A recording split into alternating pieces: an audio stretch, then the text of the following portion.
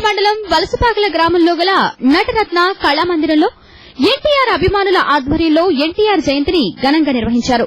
కార్యక్రమానికి కళామందిర అధ్యక్షులు తూరగ సూర్యారావు అధ్యక్షత వహించగా రోటరీ క్లబ్ అధ్యక్షులు పాల్గొని జ్యోతి ప్రజ్వలన చేసి పుష్పాంజలి ఘటించారు.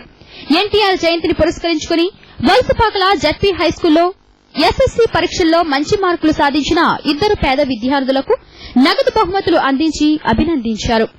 అనంతరం ఎన్టీఆర్ అభిమాని ఎన్టీఆర్ జీవిత చరిత్రపై రూపొందించిన సార్వభౌముడు పుస్తక ఆవిష్కరణ కార్యక్రమం జరిగింది. నటరత్న కళామందిరం వ్యవస్థాపకులు చంద్రమౌళి సార్వభౌముడు పుస్తకాన్ని ఆవిష్కరించగా తొలి పుస్తకాన్ని రోటరీ క్లబ్ అధ్యక్షులు అహ్మద్ అందుకున్నారు.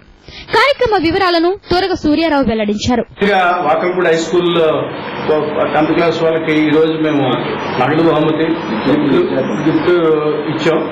అలాగే ప్రతి సంవత్సరం కూడా నందమూరి తారక రామారావు గారి వర్ధంతి జయంతితో పాటు మిగతా కార్యక్రమాలు కూడా మన నటరత్న కళామందిరం చొప్పున మేము చేస్తున్నాం.